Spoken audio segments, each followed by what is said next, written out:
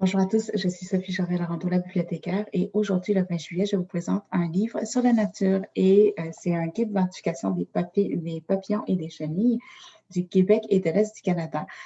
Quand vous voulez choisir un guide d'identification, un critère très important que si vous voulez l'acheter ou le prendre à la bibliothèque, assurez-vous du lieu d'origine de la maison d'édition.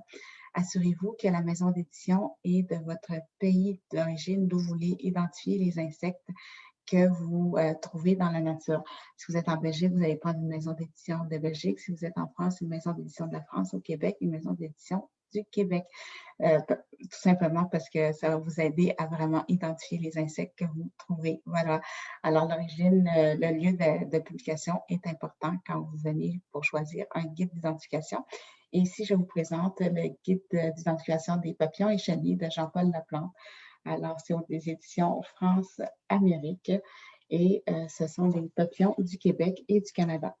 Alors, les photos sont magnifiques. Et un autre critère que je vous avais déjà mentionné, quand vous avez le choix entre photos et dessins, souvent, quand vous avez des dessins, ici, oui, les photos sont magnifiques, mais souvent avec les dessins, c'est plus facile de faire l'identification qu'avec les photos, même si ça peut paraître étrange comme élément que ce soit plus facile avec les dessins.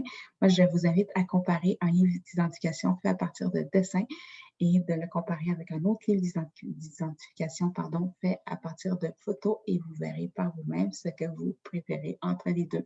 Allez, sur ce, je vous dis à bientôt pour un autre épisode de la bibliothécaire. Merci de commenter cet épisode, de vous abonner à ma chaîne et de le partager à votre réseau. Bonne journée tout le monde. Bye.